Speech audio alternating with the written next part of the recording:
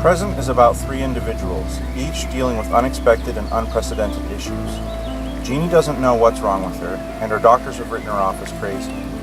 She's finally facing potentially good news for the first time in longer than she can remember. However, things are not quite what they seem. Amber is worried about her fiancé. He's suddenly disappeared, and while she immediately fears the worst, she soon becomes suspicious of her fiancé's unexplainable actions. Greg has a limited time to find out what's happening to him as his birthday is near, a day which may be his last. Seeking the help of a highly reputable psychologist, he learns something amazing, yet impossible, about the one-time love of his life. While Greg pursues help, there is another presence, one that has tormented him for years, like nothing known to man. A presence that you, the reader, will need to identify. What's most interesting is the characters' relationships to one another, particularly since they're unaware they're connected.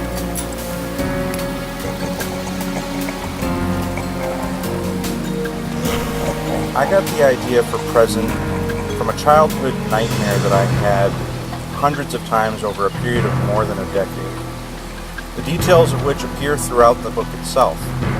A therapist I used to see as a child suggested that I write down the details of my nightmare as a means to conquer it.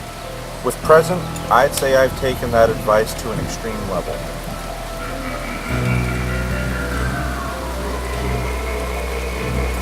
Present is unique depending on the reader itself. If a reader has an extremely open mind, the book may lead them in one direction, whereas if they don't have an open mind, the book will likely lead them in a different direction. For example, someone who's very religious may take one meaning from the book, whereas someone who isn't religious at all may take another.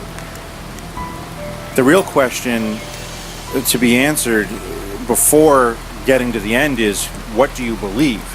By answering what do you believe, you can answer the real question laying throughout the book, which is, what is